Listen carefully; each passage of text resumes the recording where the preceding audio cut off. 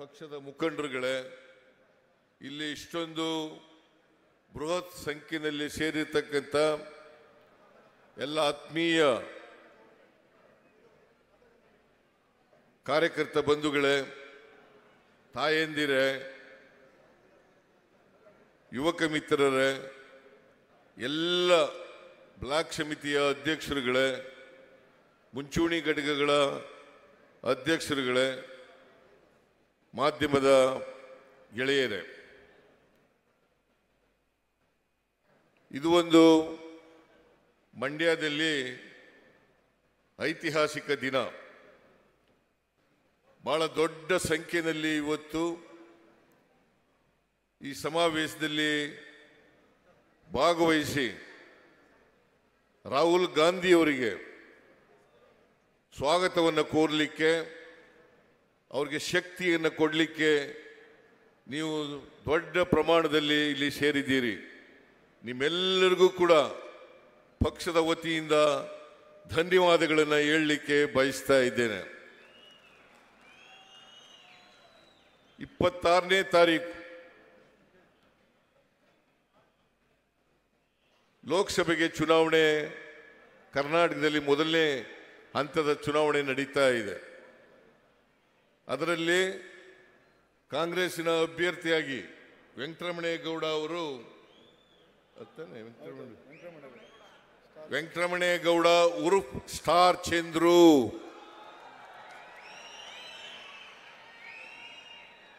ಅವರು ನಮ್ಮ ಪಕ್ಷದಿಂದ ಅಭ್ಯರ್ಥಿಯಾಗಿ ಸ್ಪರ್ಧೆ ಮಾಡಿದ್ದಾರೆ. ನನಗೆ ಇರ್ತಕ್ಕಂಥ ಮಾಹಿತಿ ಪ್ರಕಾರ ಮಂಡ್ಯದಲ್ಲಿ 100ಕ್ಕೆ 100 ಪೂರ್ವದಲ್ಲಿ ಸೂರ್ಯ ಹುಟ್ಟದು ಎಷ್ಟು ಸತ್ಯನೋ ಅಷ್ಟೇ ಸತ್ಯ ವೆಂಕಟರಮಣೇಗೌಡ ಗೆಲ್ತಕ್ಕಂಥದ್ದು ಅಂತಕ್ಕಂಥ ಮಾತುಗಳನ್ನು ಹೇಳಲಿಕ್ಕೆ ಬಯಸ್ತಾ ಇದ್ದೇನೆ. ಕಳೆದ ಲೋಕಸಭಾ ಚುನಾವಣೆಯಲ್ಲಿ ಕುಮಾರಸ್ವಾಮಿ ಅವರು ಇವತ್ತೇನು ಅಭ್ಯರ್ಥಿಯಾಗಿದ್ದಾರೆ, ಅವ್ರ ಮಗನನ್ನೇ ಅಭ್ಯರ್ಥಿಯನ್ನಾಗಿ ಮಾಡಿದ್ರು. ಕುಮಾರಸ್ವಾಮಿ ಅವರು ಮುಖ್ಯಮಂತ್ರಿ ಇದ್ರು, ಆದರೂ ಕೂಡ ಸುಮಲತಾ ಗೆದ್ರು, ಕುಮಾರಸ್ವಾಮಿ ಮಗ ಗೆಲ್ಲಲಿಕ್ಕೆ ಸಾಧ್ಯ ಆಗಲಿಲ್ಲ, ಗೆಲ್ಲಿಸ್ಲಿಕ್ಕೂ ಕೂಡ ಸಾಧ್ಯ ಆಗಲಿಲ್ಲ ಅಂತಕ್ಕಂಥದ್ದನ್ನು ತಾವೆಲ್ಲ ತಿಳ್ಕೊಂಡಿದ್ದೀರಿ. ಆದ್ರಿಂದ ಈ ಬಾರಿ ಕುಮಾರಸ್ವಾಮಿ ಅವರು ಚನ್ನಪಟ್ಟಣದಿಂದ ಶಾಸಕರು, ಅವರು ಅಲ್ಲೇ ಗ್ರಾಮೀಣ ಲೋಕಸಭಾ ಕ್ಷೇತ್ರದಿಂದ ನಿಲ್ಬೋದಾಗಿತ್ತು. ಆದರೆ ಅಲ್ಲಿ ನಿಲ್ಲಿಕ್ಕಾಗದೇನೆ ಅಲ್ಲಿ ಸೋಲ್ತೀವಿ ಅಂತಕ್ಕಂಥ ಭಯದಿಂದ ಮಂಡ್ಯಕ್ಕೆ ಬಂದಿದ್ದಾರೆ. ಇಲ್ಲಿ NDA ಅಭ್ಯರ್ಥಿಯಾಗಿ ಸ್ಪರ್ಧೆ ಮಾಡಿದ್ದಾರೆ. ನಾನು ನಿಮ್ಮಲ್ಲಿ ಅತ್ಯಂತ ಕಳಕಳಿಯಿಂದ ಪ್ರಾರ್ಥನೆ ಮಾಡ್ತಕ್ಕಂಥದ್ದು, ಕುಮಾರಸ್ವಾಮಿ ಅವರನ್ನ ಮಂಡ್ಯ ಲೋಕಸಭಾ ಕ್ಷೇತ್ರದಲ್ಲೂ ಕೂಡ ಸೋಲಿಸಿ ಅವರನ್ನು ಮನೆಗೆ ಕಳಿಸ್ತಕ್ಕಂಥ ಕೆಲಸವನ್ನು ನೀವು ಮಾಡಬೇಕು ಅಂತೇಳಿ ನಿಮ್ಮಲ್ಲಿ ಅತ್ಯಂತ ವಿನಯಪೂರ್ವಕವಾಗಿ ನಾನು ಮಾಡಲಿಕ್ಕೆ ಬಯಸ್ತಾ ಇದ್ದೇನೆ. ಇವತ್ತು ಲೋಕಸಭಾ ಚುನಾವಣೆಯಲ್ಲಿ ಸತ್ಯ ಮತ್ತು ಸುಳ್ಳು ಇವುಗಳ ನಡುವೆ ನಡೀತಕ್ಕಂಥ ಸಂಘರ್ಷ ಇದು. ನರೇಂದ್ರ ಮೋದಿಯವರು ಪ್ರಧಾನಮಂತ್ರಿಯಾಗಿ 10 ವರ್ಷಗಳಾಯಿತು. ಈ 10 ವರ್ಷಗಳಲ್ಲಿ 2014ರಲ್ಲಿ ಏನೇನು ಈ ದೇಶಕ್ಕೆ ಭರವಸೆಗಳನ್ನು ಕೊಟ್ಟಿದ್ರು, ಆ ಯಾವ ಭರವಸೆಗಳನ್ನು ಕೂಡ ಈಡೇರಿಸಲಿಕ್ಕೆ ಸಾಧ್ಯ ಆಗಲಿಲ್ಲ.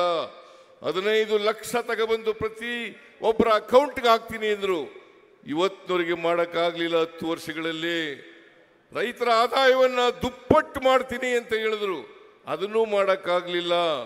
ರೈತರ ಬೆಲೆಗಳನ್ನು ರೈತರು ಪಡ್ತಕ್ಕಂಥ ಕಷ್ಟ, ಅವರ ಆಹಾರ ಪದಾರ್ಥಗಳಿಗೆ ಸ್ವಾಮಿನಾಥನ್ ವರದಿಯನ್ನು ಜಾರಿಗೆ ಕೊಡ್ತೀನಿ ಅಂತ ಹೇಳಿದ್ರು, ಅದನ್ನೂ ಕೂಡ ಮಾಡಲಿಲ್ಲ. ಇವತ್ತವರೆಗೆ ರೈತರ ಸಾಲ ಮನ್ನಾ ಮಾಡ್ತಕ್ಕಂಥ ಕೆಲಸವನ್ನು ಮಾಡಲಿಲ್ಲ ಅವರು. ಹಾಗಾಗಿ ಬೆಲೆ ಏರಿಕೆ ಗಗನಕ್ಕೆ ಹೋಯಿತು. ಪೆಟ್ರೋಲ್, ಡೀಸೆಲ್, ಗ್ಯಾಸ್, ಗೊಬ್ಬರ ಎಲ್ಲವೂ ಕೂಡ ಮೇಲೂ ಕೊಟ್ಟೋದು. ಆದರೂ ಕೂಡ ನರೇಂದ್ರ ಮೋದಿಯವರು ಹೇಳ್ದಂತೆ ಅಚ್ಚೇ ದಿನ ಆಯೇಗ ಅಂತಂದ್ರು, ಒಳ್ಳೆಯ ದಿನಗಳು ಬರ್ತವೆ ಕರ್ನಾಟಕ ಇಡೀ ದೇಶದಲ್ಲಿ ಅಂತಕ್ಕಂಥ ಮಾತುಗಳನ್ನು ಹೇಳಿದ್ರು. ಒಳ್ಳೆಯ ದಿನಗಳು ಇವತ್ತಿನವರೆಗೂ ಕೂಡ 10 ವರ್ಷಗಳಾದರೂ ಕೂಡ ಬರಲಿಲ್ಲ. ಸಾಮಾನ್ಯ ಜನ, ಬಡವರು ಇವತ್ತು ಜೀವನ ನಡೆಸ್ತಕ್ಕಂಥದ್ದು ಬಹಳ ಕಷ್ಟ ಆಗಿದೆ ಅಂತೇಳಿ ನಾನು ಮತ್ತು DK ಶಿವಕುಮಾರ್ ಮತ್ತೆ AICC ನಾವೆಲ್ಲರೂ ಕೂಡ ಮಾತಾಡಿ ಜನರಿಗೆ ಅವರ ಕೈಗೆ ಹಣವನ್ನು ಕೊಡಬೇಕು, ಅವರಿಗೆ ಆರ್ಥಿಕವಾಗಿ ಸಾಮಾಜಿಕವಾಗಿ ಶಕ್ತಿಯನ್ನು ತುಂಬಬೇಕು ಅನ್ನೋ ಕಾರಣಕ್ಕೋಸ್ಕರವಾಗಿ ಇವತ್ತು ನಾವು 5 ಗ್ಯಾರಂಟಿಗಳನ್ನು ಚುನಾವಣೆ ಪೂರ್ವದಲ್ಲಿ ಘೋಷಣೆ ಮಾಡಿದ್ದು. ನಾವು ಅಧಿಕಾರಕ್ಕೆ ಮೇ 20ನೇ ತಾರೀಕು ಬಂದು ಮೇ 20ನೇ ತಾರೀಕಿಗೆ ನಾನು DK ಶಿವಕುಮಾರ್ ಇತರ ಕೆಲವು ಮಂತ್ರಿಗಳು ಸೇರಿ ಪ್ರಮಾಣ ವಚನ ಸ್ವೀಕಾರ ಮಾಡೋದು. ಅಲ್ಲಿಂದ ನೇರವಾಗಿ ವಿಧಾನಸೌಧಕ್ಕೆ ಹೋಗಿ ಕ್ಯಾಬಿನೆಟ್ನಲ್ಲಿ ಆದೇಶವನ್ನು ಮಾಡೋದು.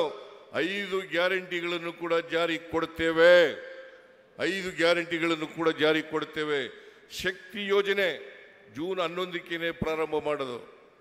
ಜೂನ್ 11ಕ್ಕೆ ಜುಲೈ ತಿಂಗಳಲ್ಲಿ ಅನ್ನಭಾಗ್ಯ ಗೃಹ ಜ್ಯೋತಿ ಕಾರ್ಯಕ್ರಮಗಳನ್ನು ಘೋಷಣೆ ಮಾಡೋದು, ಅದಕ್ಕೆ ಚಾಲನೆಯನ್ನು ಕೊಟ್ಟು ಆಮೇಲೆ ಗೃಹ ಲಕ್ಷ್ಮಿ ಯೋಜನೆಯನ್ನು ಮೈಸೂರಿನಲ್ಲಿ ಆಗಸ್ಟ್ ತಿಂಗಳಲ್ಲಿ ಅದನ್ನು ಘೋಷಣೆ ಮಾಡಿ ಜಾರಿ ಕೊಡ್ತಕ್ಕಂಥ ಕೆಲಸವನ್ನು ಮಾಡೋದು. ಹಾಗೆಯೇ ವಿವೇಕಾನಂದರ ಜನ್ಮದಿನದಂದು ಶಿವಮೊಗ್ಗದಲ್ಲಿ ಯುವ ನಿಧಿ ಕಾರ್ಯಕ್ರಮಕ್ಕೆ ಚಾಲನೆಯನ್ನು ಕೊಡ್ತಕ್ಕಂಥ ಕೆಲಸವನ್ನು ಮಾಡೋದು. ಈ 8-10 ತಿಂಗಳಲ್ಲಿ ಎಲ್ಲ ಗ್ಯಾರಂಟಿಗಳನ್ನು ಕೂಡ ಜಾರಿಗೆ ಕೊಡ್ತಕ್ಕಂಥ ಕೆಲಸವನ್ನು ಮಾಡಿದ್ದೇವೆ. ಬರೀ ಜಾರಿಗೆ ಕೊಡಲಿಲ್ಲ, ಆ ಎಲ್ಲ ಕಾರ್ಯಕ್ರಮಗಳು ಕೂಡ ಜನರನ್ನ ಮುಟ್ಟಿದ್ದಾವೆ ಅಂತಕ್ಕಂಥದ್ದನ್ನು ಇವತ್ತು ನಾವು ತಿಳ್ಕೋಬೇಕಾಗ್ತದೆ. ಸುಮಾರು ಶಕ್ತಿ ಯೋಜನೆಯಲ್ಲಿ 1,91,00,000 ಮಹಿಳೆಯರು ಫ್ರೀಯಾಗಿ ಟ್ರಾವೆಲ್ ಮಾಡ್ತಕ್ಕಂಥ ಕೆಲಸವನ್ನು ಮಾಡಿದ್ದೇವೆ. 1,91,00,000 ಜನ. ಜೊತೆಗೆ ಗೃಹಲಕ್ಷ್ಮಿ ಯೋಜನೆಯಲ್ಲಿ 1,17,00,000 ಮಹಿಳಾ ಯಜಮಾನಿಗೆ ತಿಂಗಳಿಗೆ 2,000 ರೂಪಾಯಿ ಸಿಕ್ಕ ರೀತಿ ಮಾಡಿದ್ದೀವಿ. ಇವತ್ತು ಬಹುತೇಕ ಎಲ್ಲ ಗೃಹಗಳಲ್ಲಿ ಗೃಹ ಜ್ಯೋತಿ ಯೋಜನೆಯನ್ನು ಜಾರಿ ಮಾಡಿ ಇವತ್ತು 200 ಯೂನಿಟ್ವರೆಗೆ ಫ್ರೀ ಕರೆಂಟ್ ಅನ್ನು ಕೊಡ್ತಕ್ಕಂಥ ಕೆಲಸವನ್ನು ಮಾಡಿದ್ದೀವಿ. ಇದರಿಂದ ಬಹಳ ಜನ ಬಡವರಿಗೆ ಅನುಕೂಲ ಆಗಿದೆ ಅಂತಕ್ಕಂಥದ್ದು ತಿಳ್ಕೋಬೇಕಾಗ್ತದೆ. ಅನ್ನಭಾಗ್ಯ ಕಾರ್ಯಕ್ರಮ ಬಿಜೆಪಿಯವರು ನಮಗೆ ಮೋಸ ಮಾಡಿದ್ರು ಕೂಡ, ನಿಮಗೆ ಮೋಸ ಮಾಡಿದ್ರು ಕೂಡ ನಾವು 5 kg ಅಕ್ಕಿಯನ್ನು ಕೊಡ್ತೇವೆ ಅಂತ ಹೇಳಿದ್ದು ಹೆಚ್ಚಾಗಿ 5 kg ಅಕ್ಕಿಗೆ ಬದಲಾಗಿ ಪ್ರತಿ ಒಬ್ಬರಿಗೆ 170 ರೂಪಾಯಿ ಕೊಡ್ತಕ್ಕಂಥ ಕೆಲಸವನ್ನು ಮಾಡ್ತಾ ಇದ್ದೀವಿ. ಒಂದು ಕುಟುಂಬದಲ್ಲಿ 5 ಜನ ಇದ್ದರೆ 850 ರೂಪಾಯಿಗಳನ್ನು ಕೊಡ್ತಕ್ಕಂಥ ಕೆಲಸ ಮಾಡಿದ್ದೀವಿ.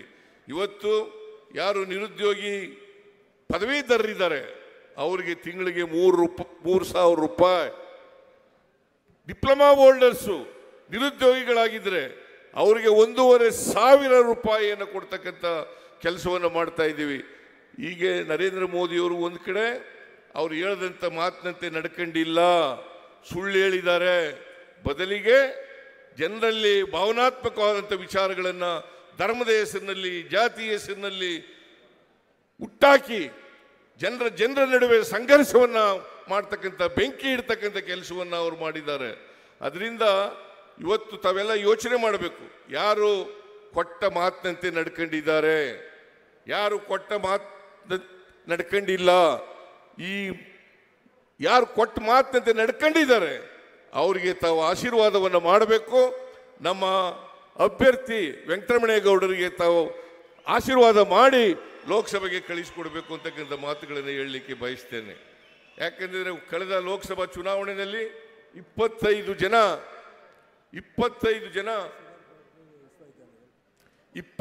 ಜನ ಬಿಜೆಪಿಯ ಶಾಸಕರು ಗೆದ್ದಿದ್ರು. ಇಲ್ಲಿ ಸುಮಲತಾ ಗೆದ್ದಿದ್ದಂಥವರು ಕೂಡ ಬಿಜೆಪಿ ಸೇರ್ಕೊಂಡ್ರು.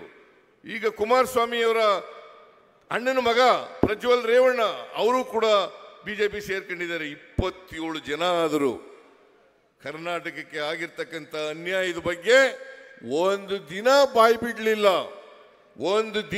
ಬಿಡಲಿಲ್ಲ. ಕನ್ನಡಿಗರಾದಂಥ ಅನ್ಯಾಯವನ್ನು ಕೇಳಲಿಕ್ಕೆ ಆಗದೇ ಇರ್ತಕ್ಕಂಥವ್ರು ಲೋಕಸಭೆಗೆ ಯಾಕೆ ಹೋಗಬೇಕು ಅಂತಕ್ಕಂಥ ಪ್ರಶ್ನೆ ನಿಮ್ಮ ಮುಂದೆ ಇದೆ.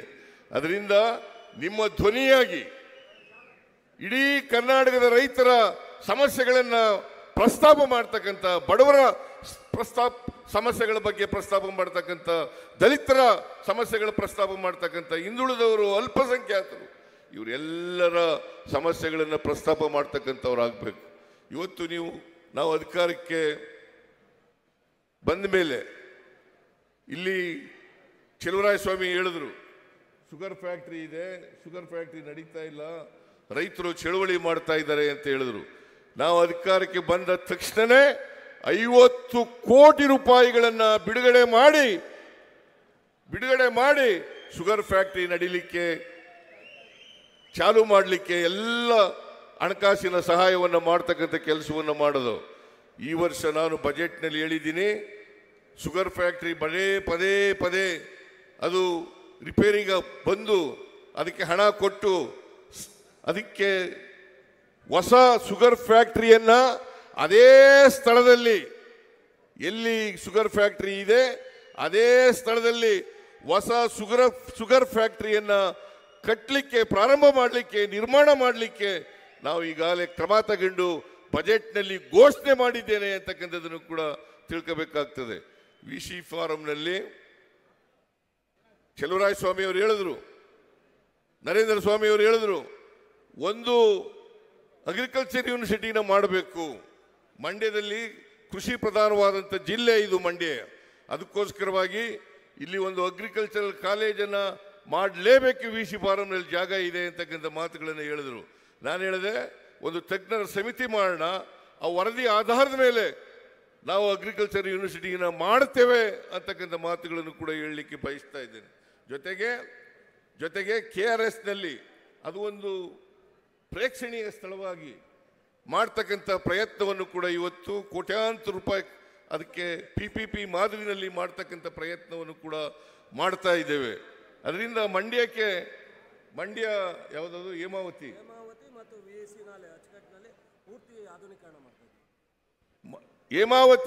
ಮತ್ತು VC ನಾಲೆ ಇವೆರಡನ್ನೂ ಕೂಡ ಆಧುನಿಕತೆ ಮಾಡಿ, ಮಾಡರ್ನೈಸ್ ಮಾಡಿ, ಯಾರು ಕೊನೆ ಬೈಲಿನಲ್ಲಿ ಕಷ್ಟ ಅನುಭವಿಸ್ತಾ ಇದ್ದಾರೆ ಆ ಕೊನೆ ಬೈಲಿನ ಜನರಿಗೆ ನೀರು ಕೊಡ್ತಕ್ಕಂಥ ಕೆಲಸವನ್ನೂ ಕೂಡ ನಮ್ಮ ಸರ್ಕಾರ ಮಾಡ್ತದೆ ಅಂತಕ್ಕಂಥ ಮಾತುಗಳನ್ನು ಈ ಸಂದರ್ಭದಲ್ಲಿ ಹೇಳಲಿಕ್ಕೆ ಬಯಸ್ತಾ ಇದ್ದೇನೆ. ಅದರಿಂದ ನಾನು ಹೆಚ್ಚು ಮಾತನಾಡಲಿಕ್ಕೆ ಹೋಗಲ್ಲ. ಮತ್ತೆ ಕೋಲಾರದಲ್ಲಿ ಫಂಕ್ಷನ್ ಇರೋದ್ರಿಂದ ಅಲ್ಲಿಗೆ ಹೋಗಬೇಕಾಗಿದೆ. ರಾಹುಲ್ ಗಾಂಧಿ ಅವರು ಮಾತನಾಡ್ತಾರೆ. ಈಗ ನೀವೆಲ್ಲರೂ ಕೂಡ ಅದರಿಂದ ನೀವೆಲ್ಲರೂ ಕೂಡ ಶಾಂತ ಚಿತ್ತತೆಯಿಂದ ರಾಹುಲ್ ಗಾಂಧಿಯವರ ಭಾಷಣವನ್ನು ಕೇಳಬೇಕು ಅಂತ ಹೇಳಿ ವೆಂಕಟರಮಣೇಗೌಡರಿಗೆ ತಪ್ಪದೇನೆ ಈ ಸಾರಿ ಆಶೀರ್ವಾದ ಮಾಡಿ ಲೋಕಸಭೆಗೆ ಕಳಿಸಿಕೊಡಬೇಕು ಅಂತಕ್ಕಂಥ ಮಂಡ್ಯದ ಜನ ರಾಜಕೀಯವಾಗಿ ಪ್ರಬುದ್ಧರು. ಯಾವುದು ಸರಿ ಇಲ್ಲ ಅಂತಕ್ಕಂಥ ತೀರ್ಮಾನ ಮಾಡ್ತಕ್ಕಂಥ ಶಕ್ತಿ ನಿಮಗಿದೆ. ಅದರಿಂದ ಶಕ್ತಿಯನ್ನು ಪ್ರದರ್ಶನ ಮಾಡಿ ವೆಂಕಟರಮಣೇಗೌಡರನ್ನ ಆಶೀರ್ವಾದ ಮಾಡಿ ಅವ್ರನ್ನ ಲೋಕಸಭೆಗೆ ಕಳಿಸಿಕೊಡಬೇಕು ಅಂತೇಳಿ ನಿಮ್ಮಲ್ಲಿ ಅತ್ಯಂತ ಕಳಕಳಿಯಿಂದ ಪ್ರಾರ್ಥನೆಯನ್ನು ಮಾಡಲಿಕ್ಕೆ ಬಯಸ್ತೇನೆ. ಇವತ್ತು ಶ್ರೀರಾಮನವಮಿ ಎಲ್ಲ ರಾಜ್ಯದ ಎಲ್ಲ ಭಾಗಗಳಲ್ಲಿ ಇವತ್ತು ಶ್ರೀರಾಮನವಮಿಯನ್ನು ಆಚರಣೆ ಮಾಡ್ತಾ ಇದ್ದೀವಿ. ನೀವು ಕೂಡ ಮಾಡಿದ್ದೀರಿ. ನಾನು ರಾಜ್ಯದ ಜನತೆಗೆ ಮತ್ತು ನಿಮಗೆ ಶ್ರೀರಾಮನವಮಿಯ ಜಯಂತಿ ಉತ್ಸವದ ಶುಭಾಶಯಗಳನ್ನು ನಿಮ್ಮೆಲ್ಲರಿಗೂ ಕೋರಿ ನನ್ನ ಮಾತುಗಳನ್ನು ಮುಗಿಸ್ತೇನೆ. ಜೈ ಹಿಂದ್, ಜೈ ಕರ್ನಾಟಕ, ಜೈ ಕಾಂಗ್ರೆಸ್. ಮಾನ್ಯ ಮುಖ್ಯಮಂತ್ರಿಗಳಿಗೆ ಧನ್ಯವಾದಗಳು. Shri Rahul Gandhi is an epitome of compassion and perseverance. Let us welcome Shri Rahul Gandhi to encourage, energize and enrich the Karyakartas and the people of Mandya. ಬಂಧುಗಳೇ, ಭಾಷಾಂತರವನ್ನ ಮಾಡಲಿದ್ದಾರೆ Shri Tanveer Sait, working president KPCC ಮತ್ತು ಶಾಸಕರು.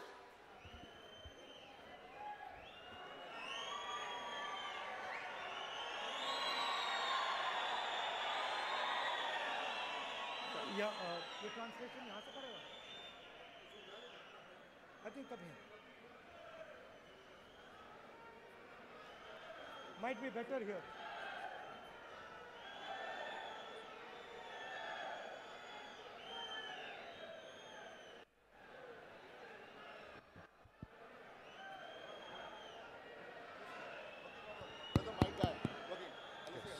भैया, hello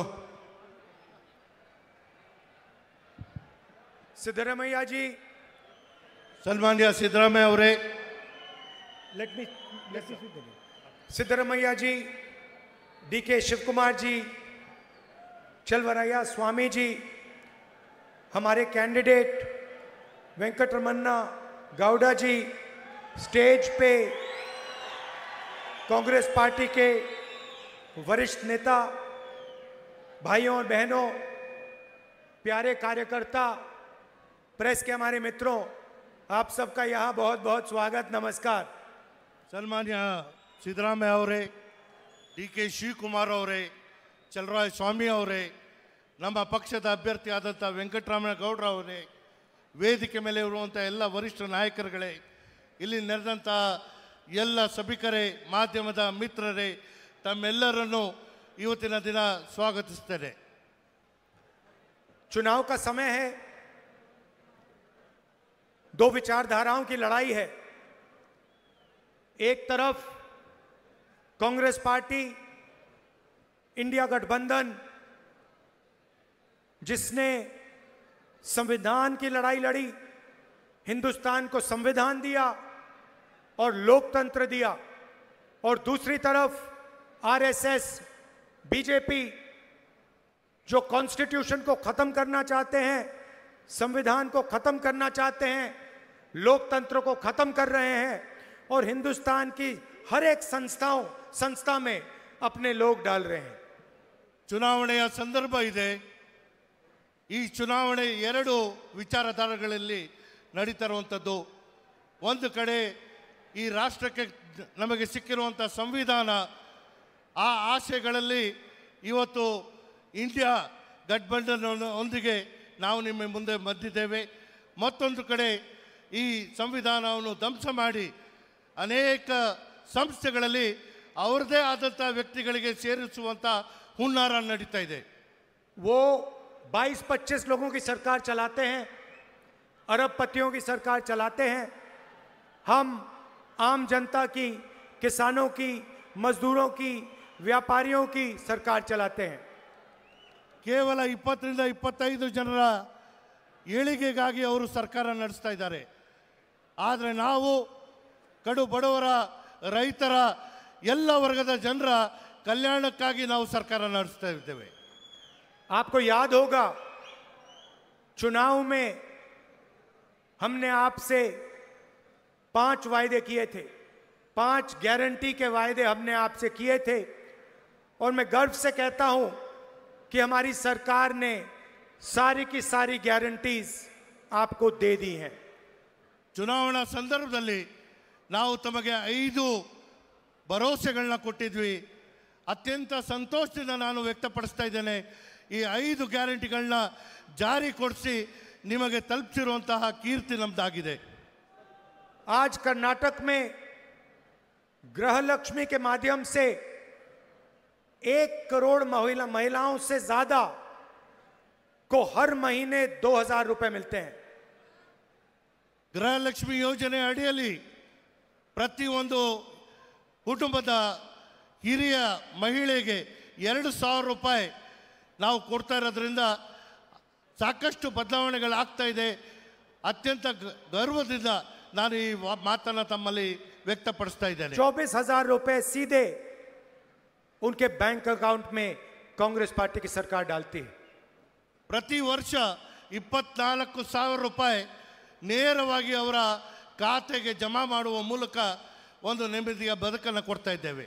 1.5 crore से ज्यादा परिवारों को मुफ्त में बिजली दी जा रही है। 1.5 ಕೋಟಿ ಕುಟುಂಬಗಳಿಗೆ 200 ಯೂನಿಟ್ ವರೆಗೂ ಉಚಿತವಾದಂತಹ ವಿದ್ಯುತ್ ಶಕ್ತಿಯನ್ನು ನೀಡ್ತಾ ಇದ್ದೇವೆ। 1 करोड़ परिवार से ज्यादा को 10 केजी चावल अन्न भाग्य स्कीम में मिल रहा है। ಅನ್ನಭಾಗ್ಯ ಯೋಜನೆ ಅಡಿಯಲ್ಲಿ 1 ಕೋಟಿಗಿಂತ ಹೆಚ್ಚಿನ ಒಂದು ಕುಟುಂಬಗಳಿಗೆ ಪ್ರತಿ ತಿಂಗಳು 10 ಕೆಜಿ ಅಕ್ಕಿ ಕೊಡುವಂಥ ಯೋಜನೆಯನ್ನು ಜಾರಿ ಮಾಡಿದ್ದೇವೆ। और युवा निधि स्कीम के माध्यम से 3,000 रुपए हर महीने 1.5 लाख युवाओं को दिया जा रहा है। ಯುವ ನಿಧಿ ಯೋಜನೆ ಅಡಿಯಲ್ಲಿ ಪದವೀಧರ ಯುವಕರಿಗೆ ಪ್ರತಿ ತಿಂಗಳು 3,000 ರೂಪಾಯಿಯಂತೆ ನಾವು ಈ ಯೋಜನೆ ಜಾರಿ ಮಾಡಿ ಸುಮಾರು 1.5 ಲಕ್ಷ ಯುವಕರಿಗೆ ಇದರಿಂದ ಸಹಾಯ ಆಗಿದೆ। और कर्नाटक एक प्रदेश है जहां हमारी बहनें, हमारी माता बस में फ्री में घूमती हैं। ಕರ್ನಾಟಕ ರಾಜ್ಯದ ಉದ್ದಕ್ಕೂ ನಮ್ಮ ಮಹಿಳೆಯರು, ಹೆಣ್ಮಕ್ಕಳು ಸರ್ಕಾರಿ ಬಸ್ಗಳಲ್ಲಿ ಉಚಿತವಾಗಿ ಪ್ರಯಾಣ ಮಾಡುವಂಥ ಯೋಜನೆಗಳನ್ನ ಜಾರಿ ಮಾಡಿದ್ದೇವೆ.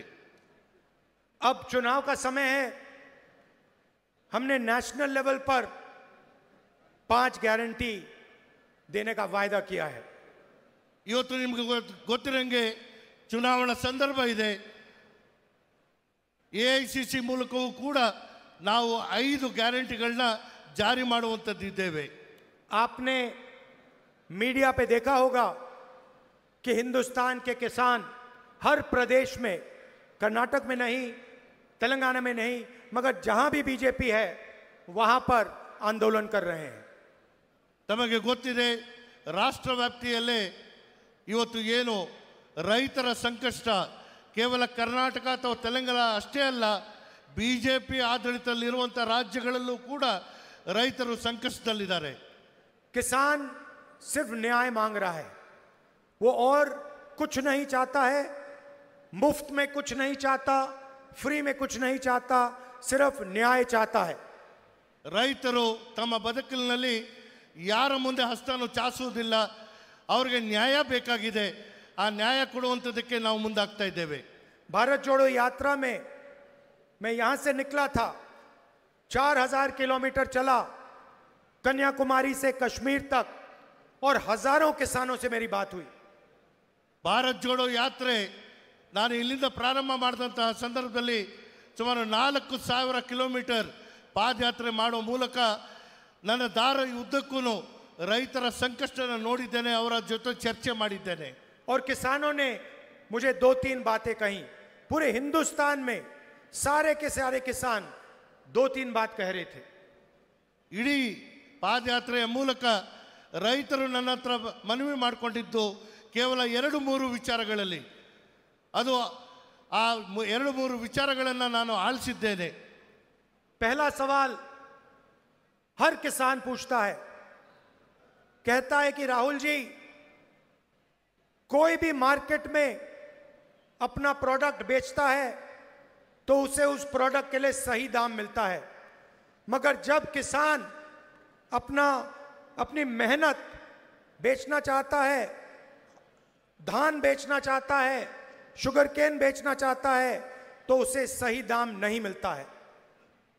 ಯಾರೇ ತಮ್ಮ ಪದಾರ್ಥವನ್ನು ಮಾರುಕಟ್ಟೆಯಲ್ಲಿ ಕೊಟ್ಟಾಗ ನ್ಯಾಯವಾದಂತಹ ಬೆಲೆ ಸಿಕ್ಕುತ್ತೆ.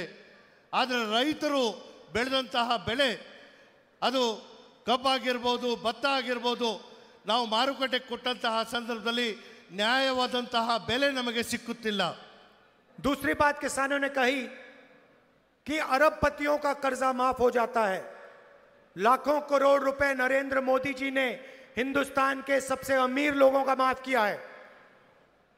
25 लोगों का 16 लाख करोड़ रुपए उन्होंने माफ किया. मतलब 24 साल का मनरेगा का पैसा उन्होंने 25 लोगों को दे दिया.